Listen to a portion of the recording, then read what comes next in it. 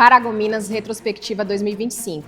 Nós já falamos sobre meio ambiente, previdência, Sanepar, infraestrutura, urbanismo e hoje o assunto é administração e finanças e assuntos jurídicos. Estamos aqui com os secretários, o secretário Dilmar Moraes, da Secretaria de Administração e Finanças, e o secretário Helder Regiane, da Secretaria de Assuntos Jurídicos. Vamos falar sobre os desafios que essas secretarias enfrentaram em 2025 e como foi o plano de ação, o trabalho delas durante este ano. Bem-vindos, secretários, obrigada por aceitarem o convite.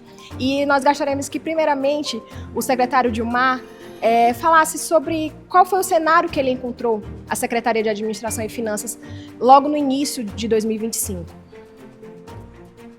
Bem, quando se trata de administração, principalmente administração pública, e quando se trata de mudança de gestão, o que aconteceu conosco, que pegamos de uma gestão passada, iniciamos uma nova gestão, a expectativa é sempre do pior cenário que você possa imaginar. Primeiro, se tratando da parte financeira. Desde a transição, quando iniciou a transição, essa era uma das nossas principais preocupações. Por quê? Como que nós vamos achar os cofres na maneira de se falar no assunto financeiro? Como que estarão os cofres? Estaremos com recurso suficiente para pagar as dívidas que serão encontradas e começar 2025 de uma maneira tranquila na parte financeira? Era uma preocupação desde a transição. Essa é a parte financeira. Na parte da administração, que também nos preocupava muito, de como estariam os bens públicos, o patrimônio público, como que estaria a parte dos recursos humanos, a parte de pessoal, tá? Isso, através da liderança do prefeito, fruto da liderança dele, iniciou-se logo na transição esse planejamento de como iríamos tratar a partir de 2025, dia 2 de janeiro, como que seria o planejamento para tratar desse assunto. Voltando à parte financeira. Na parte financeira, nós encontramos 68 milhões de reais inscritos em restos a pagar. Desses 68 milhões, apenas 38 milhões estavam aptos a serem pagos, ou seja, estavam empenhados, liquidados e processados. Os credores, a partir do dia 2, já começaram a procurar a nova gestão. Quando e como nós vamos receber? Beleza, iniciamos o processo que foi demorado, muito árduo e muito complicado, porque nós tivemos que trocar as senhas das contas para ter acesso.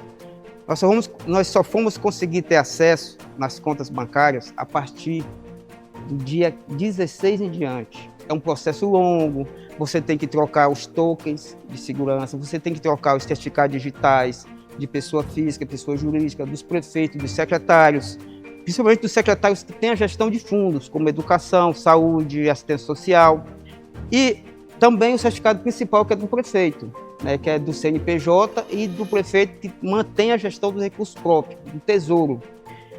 Com isso, veio-se a preocupação. Será que vamos conseguir, a tempo, de pelo menos fazer a folha de janeiro, que era uma outra preocupação? E encontramos só um exemplo, no custeio da saúde. A saúde deixou uma dívida de 8 milhões e quando nós abrimos as contas, que entramos nas contas, tinha 600 mil disponível. E aí, o que fazer para a saúde de início?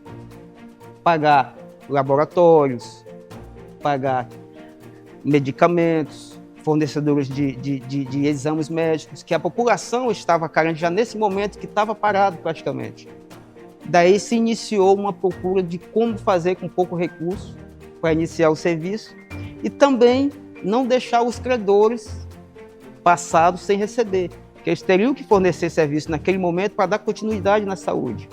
Outro desafio, transporte escolar, merenda escolar, que praticamente estavam todos com no mínimo 3 meses sem receber. Aluguéis, aluguéis de imóveis que dava suporte para a saúde, para a educação, que são áreas primordiais, e serviços essenciais para a população. Encontramos, no mínimo, com 3 meses em atraso. E o que fazer para ter a continuidade do serviço de janeiro? Então, isso aí nós tivemos que fazer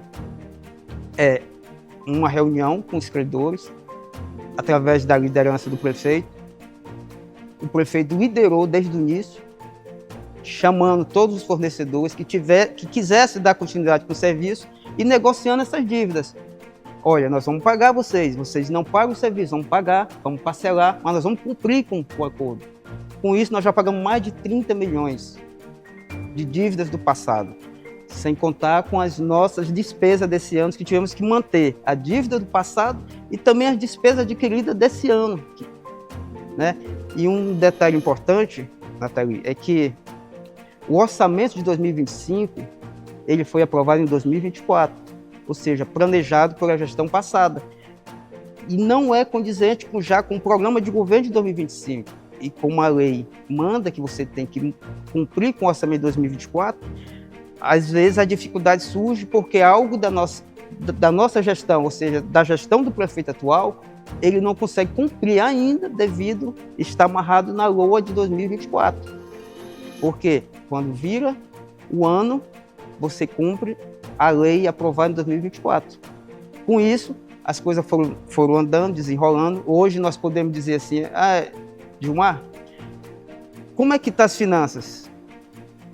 Vamos colocar que 95% o prefeito já tem dados suficientes para que em 2025 ele consiga apresentar tudo aquilo que for aprovado agora, em 2025, a LOA de 2025, tá? Que vai ser executada em 2026. Com todos os problemas que tivemos, devido praticamente 100% à experiência do prefeito, à liderança que ele tem, porque quando você fala de liderança, às vezes você encontra o líder e encontra o gestor. O líder é aquele que coloca na sua frente, planeja e chama um gestor para executar. E quando se trata de liderança e gestão, você encontra os dois adjetivos do Sidney. É uma coisa rara você encontrar no serviço público gestor e líder juntos, entendeu? É muito difícil, mas quando você encontra, o resultado é quase que perfeito. Doutor Helder, agora falando sobre a Secretaria de Assuntos Jurídicos, como foi receber esse convite do nosso gestor e também quais os principais desafios que o senhor se deparou logo no início do ano? As demandas judiciais, os débitos? Bom, a Secretaria de Assuntos Jurídicos, primeiramente, foi uma honra receber o convite do nosso prefeito Sidney Rosa para compor o quadro de secretários e como advogado à frente da Secretaria de Assuntos Jurídicos, que é uma secretaria primordial para funcionamento de todas as outras secretarias, inclusive a Secretaria de Finanças, onde todo o instrumento processual e a segurança jurídica para que possa ser realizado os pagamentos e o planejamento da execução financeira do município passa pela Secretaria de Assuntos Jurídicos. Quando nós encontramos no início da nossa gestão o passivo, uma grande dívida deixada pela gestão anterior, e depende de todo o planejamento, tanto administrativo, financeiro, para que possa ser pago e dar continuidade na execução das demandas públicas, dos anseios da população, de manter a Secretaria de Saúde em funcionamento, que são tanto a Secretaria de Saúde, né, quanto a Secretaria de Educação, são secretarias que não param, não podem parar, né? Quando nós tivemos um pouco de dificuldade no início das aulas, é um reflexo do passivo que ficou-se de dívida, né? Nós tivemos que adequar o pagamento dessas dívidas que teve da gestão passada para manter os prestadores de serviço recebendo ali no início das aulas, em janeiro, fevereiro, para que possibilitasse lá o nosso secretário de Educação a iniciar as aulas com a prestação do serviço de transporte escolar, que sem ele a gente não consegue levar os alunos para as escolas, assim como as outras demandas que tem na Secretaria de Educação, o que não é muito diferente lá da Secretaria de Finanças, fazendo esse contrapeso junto com a Secretaria de Assuntos Jurídicos. Mas precisamente quanto à Secretaria de Assuntos Jurídicos, quando nós encontramos ela no início do ano, falando do passivo deixado pela gestão anterior, nós tivemos cerca de 2,5 milhões, além do débito que o secretário Gilmar apresenta para a gente, 2,5 milhões de passivo trabalhista. Apesar do município não ser regulamentado pela CLT, que é a consolidação da lei do trabalho, que ela é muito inerente às empresas privadas, né, aqueles que trabalham com carteira assinada, nós tivemos um passivo enorme devido às empresas terceirizadas que tiveram no município e não adimpliram com as suas obrigações patronais com seus trabalhadores. Como o município é o órgão contratante, ele passou a ter essa responsabilização de pagar esse passivo dos trabalhadores que ficaram quanto ao patronal, que somaram em torno de 2,5 milhões em processos judiciais já em fase de execução. Foi uma dificuldade que nós encontramos em manter o pleno funcionamento com esse passivo de dívida que ficou da gestão anterior, fora a quantidade de processos que, tanto administrativo quanto judiciais, que se tramitam dentro da nossa secretaria. Nós temos em torno de 1.200 processos judiciais em tramitação, tem processos de todas as naturezas, e como a Secretaria de Assuntos Jurídicos assessora a parte administrativa, tanto da Secretaria de Finanças, quanto das outras secretarias, Da quanto Prefeitura do em geral, prefeito, né, da doutor? Prefeitura em geral, nós temos uma demanda enorme em pareceres jurídicos, né? Nós tivemos, só de processos licitatórios feitos de janeiro até agora, cerca de 300 processos licitatórios. Hoje eu tive o cuidado de verificar esse número, nós temos 296, então quase aí 300 processos licitatórios feitos no município já pela nossa gestão, onde esses processos possibilitam todos os fornecedores, aqueles que querem prestar serviços, que querem vender para o município, participar e ter processos com a prefeitura. Esses processos licitatórios passam pela nossa secretaria devido à burocratização que se tem na nossa legislação para que sejam feitos os processos licitatórios. Cada processo tem em torno de 2 a 3 pareceres, no mínimo, para que ele possa chegar à sua fase final de contratação. Então, com isso, você acaba tendo um grande número de processos administrativos para emissão dos pareceres e fulminar lá na contratação final. Esse grande número de processos licitatórios, Gilmar, eu tive até conflitando com os municípios aqui da nossa região e ao entorno, nós levamos em média de 3 meses do início de um processo ao final de um processo onde fulmina na contratação do prestador de serviço ou do fornecedor. O que normalmente, nos outros municípios, a gente tem em torno de 6, 7, 8 meses para isso acontecer. Então, Só pegando o gancho do doutor Hélio aqui, a importância do jurídico na administração pública tão grande que toda a prefeitura tem que estar norteada pelos princípios da administração pública. A legalidade, a impessoalidade, a moralidade, a publicidade e a eficiência, entendeu? Porque a administração pública, ela não consegue caminhar. Uma decisão do prefeito tem que ter um norteamento jurídico para dar segurança jurídica. Por quê? Porque os controles externos que nós temos, eles são muito rígidos.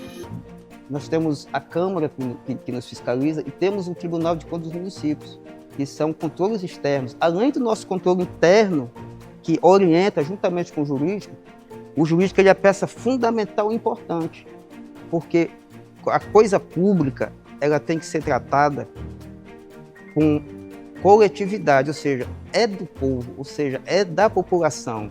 E se a população quiser cobrar de algo que não esteja legal, o prefeito vai ser responsável. Geralmente, o primeiro a ser cobrado é o prefeito. Por isso a importância da Secretaria de Assuntos Jurídicos. É interessante, falando do início, nós passamos no início, acho que o senhor vai lembrar, nós passamos no início da contratação e no início da gestão uma dificuldade e uma briga com os nossos fornecedores dos contratos que vieram, né? Quando você tem contratos passados, a mudança de gestão, você tem os contratos passados, onde nós encontramos muitos contratos com valores um pouco maiores, e o nosso gestor, como tem essa briga por essa eficiência, brigando para reduzir, né? Um deles foi lá nós tivemos a questão do combustível, que nós conseguimos reduzir o valor do litro do combustível, né? Tanto da gasolina quanto do diesel, do contrato que veio de 2024, quando todo o mercado estava subindo o valor desses combustíveis, a prefeitura pegou, contratado por um valor, o nosso prefeito Sidney Rosa conseguiu reduzir junto com os nossos fornecedores. Eu estou usando o combustível como parâmetro, porque é ele que a população acaba sofrendo muito na pele quando vai abastecer o veículo, do custo, né, desse combustível. Então ela tem o conhecimento do quanto que está na cidade o custo, né? Mas isso foi um padrão que aconteceu em todas as contratações. Teve o combustível, quais outras que teve que o senhor se recorda? Combustível, merenda, locação de veículos. Locação de veículos, transporte escolar. Transporte escolar com valores absurdos. Isso foi muito observado pelo prefeito na questão da eficiência. Ou seja, você gasta pouco, arrecada mais, gasta pouco, você consegue entregar um serviço com mais eficiência. E ele preza muito por esse lado, a eficiência da entrega do serviço, como você gasta menos, arrecada mais, gasta menos. Porque se você gastar mais do que arrecada, aí o serviço não entra com eficiência, a população sofre porque é o dinheiro que está saindo do bolso dela e ela não vê o retorno, ela não consegue ter esse retorno se não tiver eficiência na administração pública. O senhor, na sua fala, cita várias vezes a questão da eficiência. E falando um pouco sobre essa questão da execução orçamentária, sobre as principais receitas e despesas, como o trabalho tem sido desenvolvido para sempre encontrar esse equilíbrio?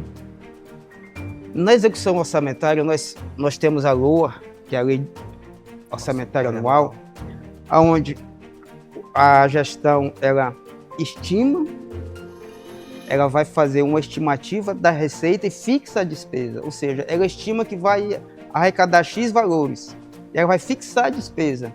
Mas como nós sabemos que a administração pública, ela não fabrica dinheiro, ela não tem receita própria, ela depende da economia geral do país, principalmente o município. Por quê? A nossa economia, ela funciona assim, é como uma pirâmide. Os municípios, eles estão na base da pirâmide, produzindo. Lá em cima da pirâmide, nós temos quem? O governo federal. No meio, nós temos os estados. O topo e o meio distribui para a base. A base que fomenta os dois, mas ela não recebe o suficiente. Aí é onde o gestor tem que ter muito equilíbrio para que o que foi aprovado na LOA realmente aconteça, dentro daquilo que foi orçado. Porque o orçamento não quer dizer que seja o financeiro. Você tem um orçamento, mas tem um financeiro. Você orçou, fez uma LOA de 1 bilhão. 1 bilhão. Você fixou a despesa em 1 bilhão, estimou a receita 1 bilhão. Mas não chega a esse 1 bilhão. E aí? Você vai ter que cortar alguma despesa. O prefeito é obrigado a obedecer o que está na LOA? Não. Infelizmente não. Porque se não chegar os recursos estimados que nós temos, os repasses que vêm do governo federal, do governo estadual, e mais o que o prefeito arrecada, o que o município arrecada, o que o gestor arrecada aqui, local, é que vai dar o cumprimento para que o que venha da União e do Estado chegue na prestação de serviço imediata que está na LOA. Sabe, Dilma, o que é muito interessante quando ela pergunta da eficiência e tem lá, junto com a Finanças, e passa também lá pela nossa secretaria, quando a gente inicia aqui falando dos débitos, da forma com que nós encontramos e a forma com que nós vamos fechar o ano de 2025. Quando fecha o balanço. Né, nós vamos fechar o ano de 2025 sem débito com os nossos servidores, 13º já, acho que o senhor já tem um planejamento para o pagamento do 13º agora em dezembro. Os nossos fornecedores, nós já vamos fechar sem débito dos fornecedores. A despesa como um todo, né, da prefeitura, acho que o senhor pode falar disso muito melhor, sem deixar despesas para o ano seguinte. Foi o que aconteceu de 2024 para 2025. Nós encontramos cerca de 38 com os dois que eu informei. Nós temos ali cerca de 40 milhões de débitos de um ano, de 24 para 2025. 40 processados e liquidados, mas inscritos 68. 68. Nós vamos fechar 2025 para 26 sem débito. nessa questão de dívidas passadas, nós encontramos que a gente chama contabilmente de receitas, aliás, despesas extra-orçamentárias. O que é a despesa extra-orçamentária?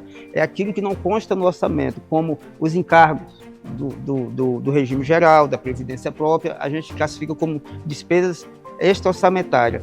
Nós encontramos mais de 15 milhões para pagar. Esses 15 milhões eram, da maioria desses 15 milhões, recursos do próprio servidor, que a gestão tem que repassar para os sindicatos, para a Previdência própria, para a Previdência Geral e para os consignados bancários. E quando nós entramos em 2025, dia 5 de janeiro, todos os servidores que tinham consignados já estavam negativados.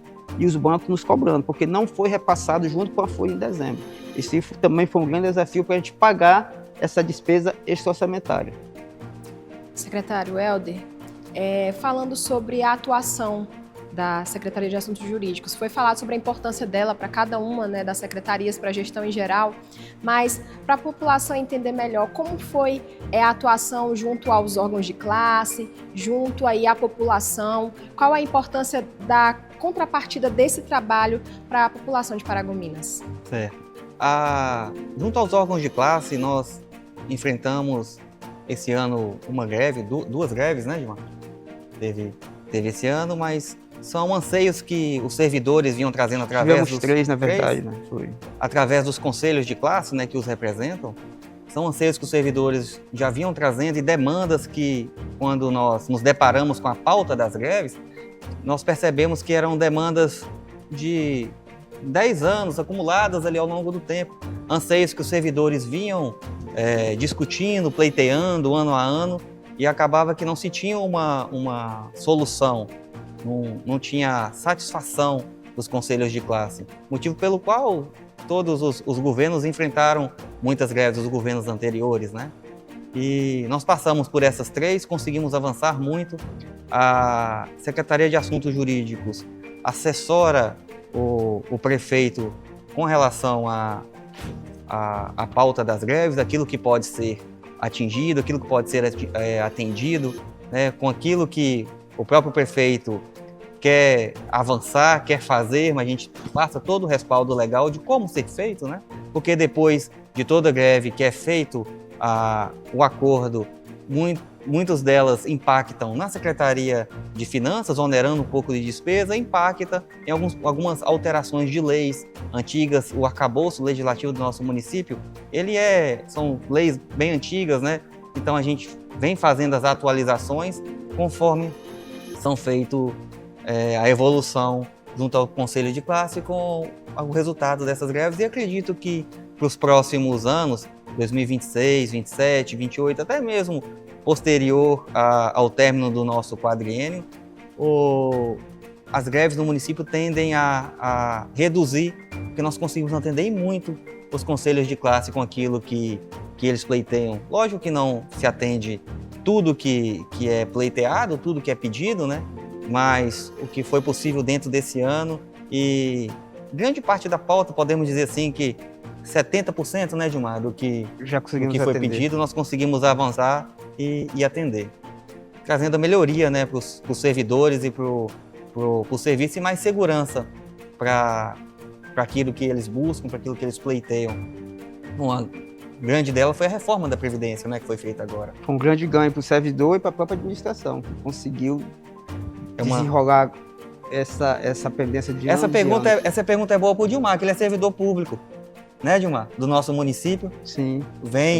Quando a gente fala da greve, dos anseios dos servidores, o Dilmar, além de secretário, é servidor público. Vamos voltar a pergunta para ele explicar para a gente a luta que veio, principalmente da reforma da Previdência, de quantos anos que vem se discutindo isso e o quanto satisfatório foi, o que impactou enquanto servidor essa mudança legislativa que nós fizemos. Sem dúvida, doutor. O ganho foi imenso, né? Os servidores que já estão aí na porta para se aposentar agradecem.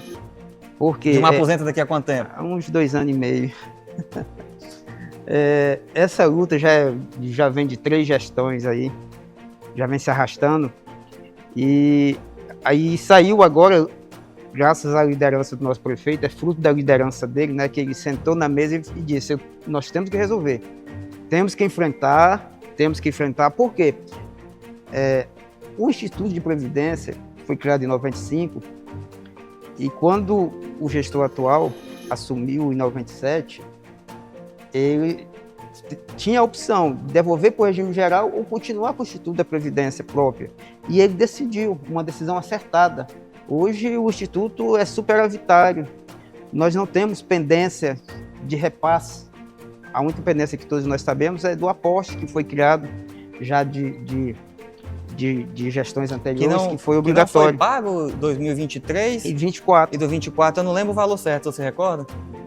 É 20, mais ou menos juntando os 2 anos vai dar uns 50 alguma coisa. 50 milhões.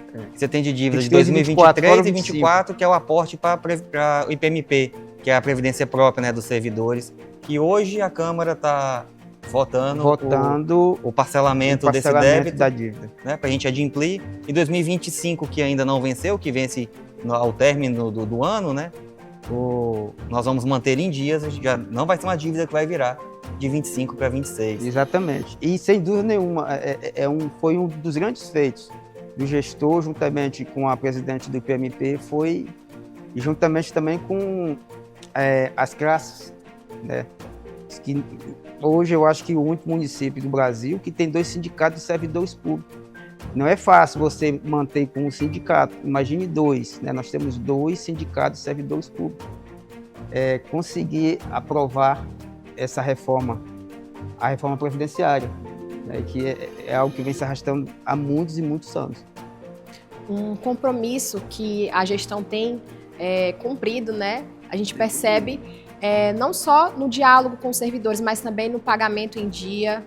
E uma das coisas que eu acho que o servidor, a população em geral, porque todo o comércio, né, toda a cidade, ela depende desse pagamento em dia, é do 13º. E a gente já queria que o senhor falasse, se tem um spoiler aí de quando que vai sair esse 13º. Quando que vai estar na conta? Vai ter o Enter pro 13º? Não. O Enter, quando que vai ser dado? Vai ter o Enter, vai ter. Mas, hoje são mais de 5 mil servidores, né, contando com efetivos, comissionados, contratados e estagiários, são mais de 5 mil. E nós já aprovisionamos, tá, o recurso para nós pagarmos dia 15 de dezembro, segunda-feira, o 13º. Dia 23, o pagamento do salário normal do mês de dezembro.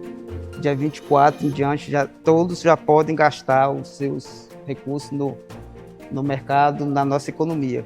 E é importante dizer que nós vamos pagar dia 23, porque muitos servidores fazem o aporte. Hoje nós temos a nossa folha, está numa instituição que até 2020, até julho de 2025, estavam em uma outra instituição e nós conseguimos passar para uma instituição atual.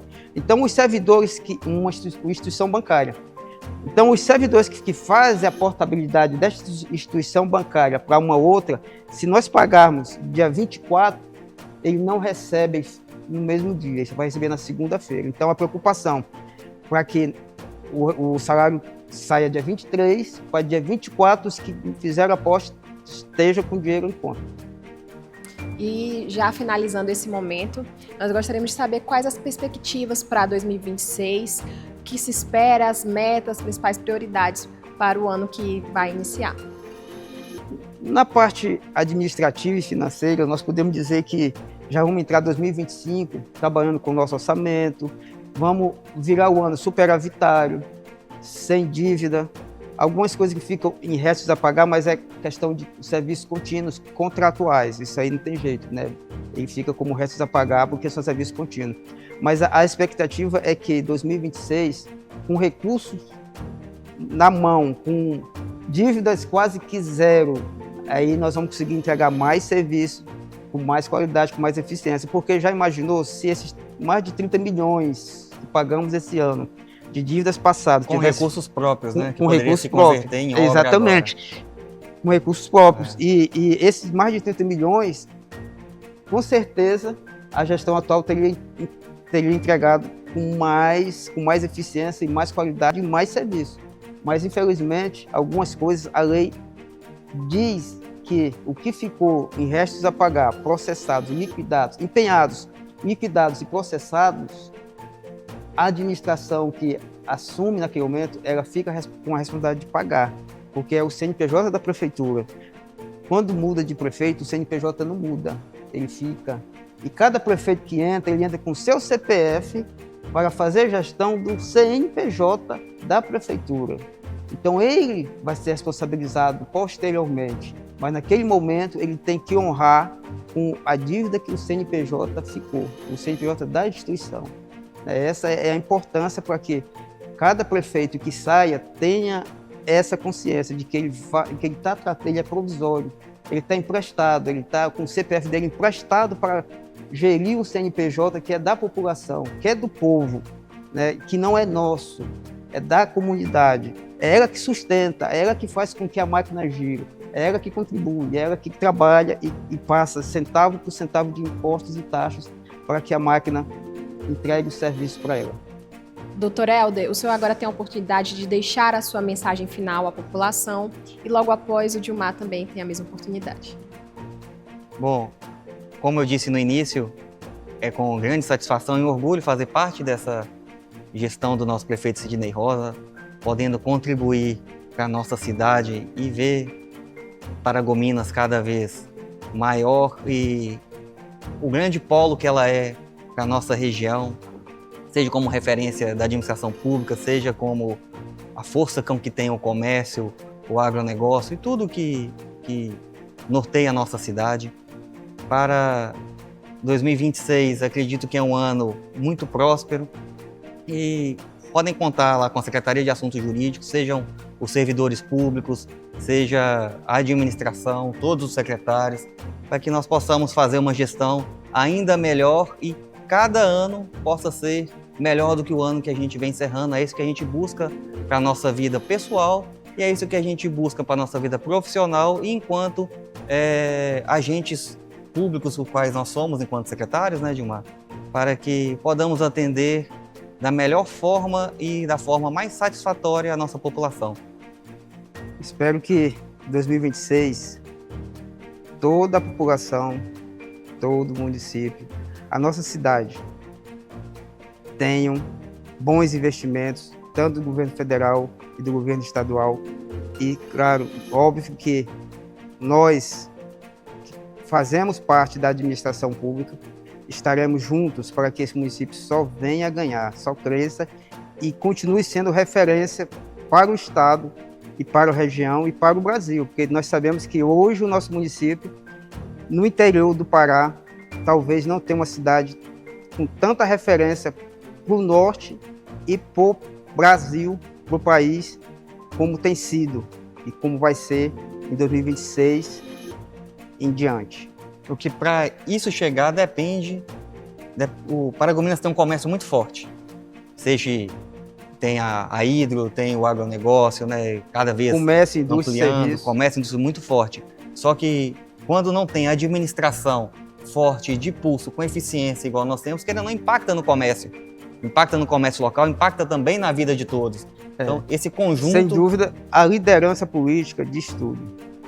Uma cidade com a liderança política eficiente, uma liderança política séria, ela só tem a prosperar. E isso nós temos de sobra. Nós temos um líder político, nós temos hoje o nosso prefeito com a vasta experiência que ele tem de estado, de município, o grande conhecimento e o grande entendimento, não só como empresário, mas principalmente na gestão pública, na coisa pública. O que ele faz, o que ele leva a sério a gestão pública, o nosso município só ganha, só cresce e com certeza 2026 não vai ser diferente, com a liderança que nós temos hoje na frente da gestão pública. Queremos parabenizar os secretários pelo trabalho, comprometimento e pelos avanços, tanto na Secretaria de Administração e Finanças, quanto na Secretaria de Assuntos Jurídicos. E, em breve, mais Paragominas Retrospectiva 2025. Até logo!